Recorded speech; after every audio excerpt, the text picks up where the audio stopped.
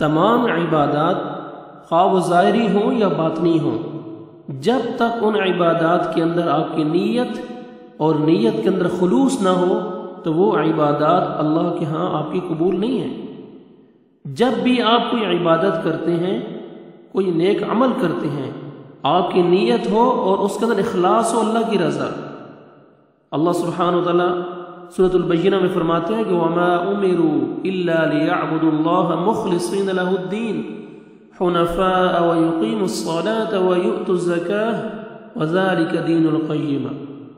اللہ سبحانہ و تعالیٰ نے فرمایا کہ انہیں یہی حکم دیا گیا تھا کہ وہ اخلاص کے ساتھ اللہ کی عبادت کریں، یکسو ہو کر، اور نماز پڑھیں اور زکوٰۃ دیں، اور یہی سچا دین ہے۔ یعنی ان کو حکم دیا گیا اللہ کی عبادت کریں اخلاص کے ساتھ۔ اب عبادت آپ کرتے ہیں اور آپ نیت کرتے ہیں، اس کے اندر خلوص نہیں ہے، کیونکہ اخلاص ہر عمل کی قبولیت کی شرط ہے۔ اخلاص جو ہے دل کا وہ ارادہ اور وہ عمل ہے جس کا مقصد اللہ کی رضا کا حصول ہو اور کسی اور جذبے کی اس کے اندر کوئی ملاوٹ نہ ہو، کوئی آمیزش نہ ہو، یہ ہے اخلاص۔ اس کے بغیر کوئی عمل مقبول نہیں ہے۔ میں آپ کے سامنے حدیث رکھتا ہوں، وہ حدیث جس کے راوی امیر المؤمنین ابو حفص عمر بن الخطاب رضی اللہ تعالی عنہ ہیں۔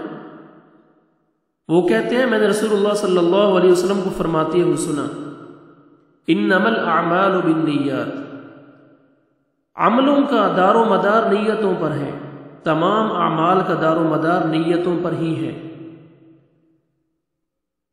وَإِنَّمَا لِكُلِّ امْرِئٍ مَا نَوَى، انما الاعمال بالنیات وانما لكل امرئ ما نوى، فمن كانت هجرته الى الله ورسوله فهجرته الى الله ورسوله۔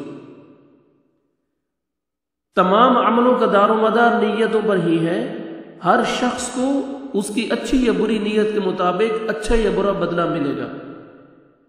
چنانچہ جس کی ہجرت اللہ اور اس کے رسول کے لیے ہو، اس کی ہجرت انہی کی طرف سمجھی جائے گی۔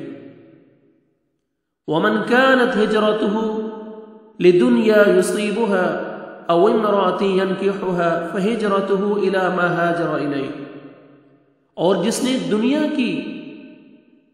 دنیا کے حصول کے لیے یا کسی عورت سے نکاح کی غرض سے ہجرت کی تو اس کی ہجرت انہی مقاصد کے لیے ہوگی۔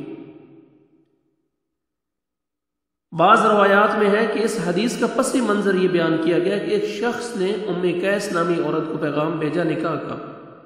اس نے اس وقت تک نکاح کرنے کی ارادہ نہیں کیا، اس وقت تک اس نے نکاح کرنے سے انکار کر دیا جب تک وہ ہجرت نہ کرے۔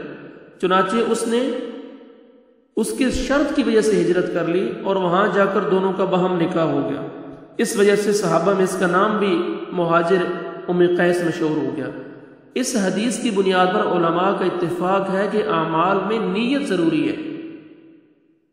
آپ ہجرت کر رہے ہیں، آپ کی ہجرت کی نیت اللہ اور اللہ کے رسول کی ہے تو وہ ہجرت اللہ کے ہاں قبول ہے۔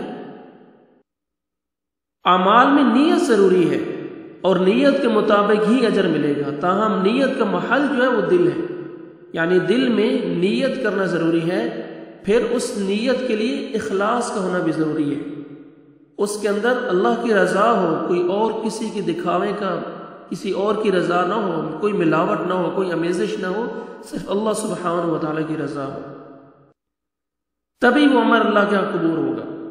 اگر کسی نیک عمل میں اخلاص کے بجائے کسی اور جذبے کی آمیزش ہو جائے گی تو وہ عند اللہ وہ عمل قبول نہیں ہوگا۔ اسی طرح قبولیت کے عمل کے لیے اخلاص کے ساتھ ساتھ یہ بھی ضروری ہے کہ وہ عمل رسول اللہ صلی اللہ علیہ وسلم کی طریقے کے مطابق ہو، شریعت کے مطابق ہو، جو اللہ کے نبی صلی اللہ علیہ وسلم نے عمل کیا، خواہ وہ ذکر ہو، خواہ وہ عبادت ہو، کوئی بھی عمل ہو، جب تک اس عمل کے اوپر اللہ کے نبی صلی اللہ علیہ وسلم کی اسٹیمپ نہیں ہے تو وہ عمل اللہ کے آگے قبول نہیں، اللہ کے ہاں عمل وہی قبول ہوگا جو اللہ کے نبی صلی اللہ علیہ وسلم کے طریقے کے مطابق ہو۔ اللہ سبحانہ و تعالی ہمیں عمل کرنے کی توفیق عطا فرمائے۔ السلام علیکم ورحمۃ اللہ وبرکاتہ۔